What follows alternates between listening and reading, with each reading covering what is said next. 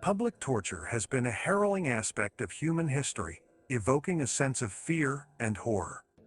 Throughout ancient civilizations, it was not uncommon for individuals to be subjected to public displays of punishment as a means of deterring crime and assert failed to dominance. The methods employed varied across cultures and time periods, but the underlying purpose remained consistent. Those who transgressed societal norms or were deemed enemies of the state were often subjected to unspeakable acts of cruelty, with the intention of invoking terror and maintaining social order. This article delves into the practice of public torture in ancient civilizations, shedding light on the disturbing customs that once prevailed. One of the most notorious ancient civilizations known for their use of public torture was the Roman Empire.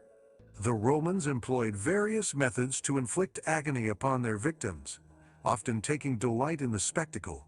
Crucifixion was a commonly utilized form of public torture, where the condemned individual was nailed to a cross and left to suffer a slow and excruciating death. The crucified individual's body would serve as a grim reminder to others of the consequences of defying Roman authority. Another brutal form of public torture practiced by ancient civilizations, particularly the Assyrians, was impalement.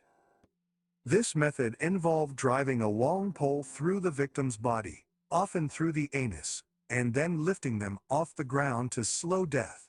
Impalement served as a public spectacle, instilling fear and terrorizing the onlookers.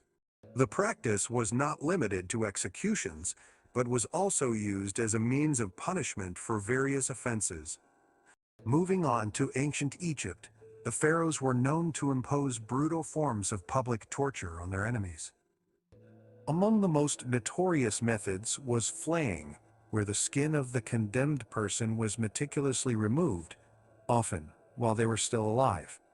This gruesome act served as a warning to potential adversaries, showcasing the pharaoh's power and lack of mercy.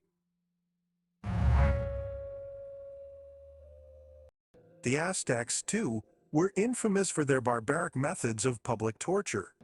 One such method was the infamous death whistle.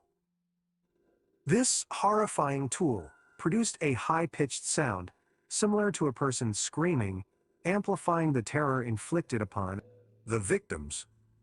The Aztecs believed that the screams appeased their gods, making this form of public torture a religious ritual, as well as a form of punishment. Ancient Greece, too, had its share of brutal customs when it came to public torture.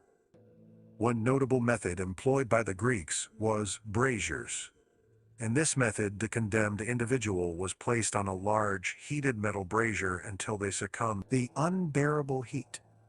This form of torture often resulted in agonizing burns and a slow death. In conclusion, the practice of public torture in ancient civilizations was a reflection of the brutal nature of those societies.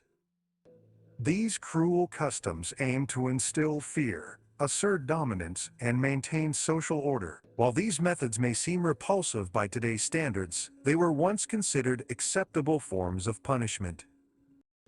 By exploring the dark side of history, we gain a deeper understanding of the complexities of human civilization and the progress we have made towards more humane and systems of justice.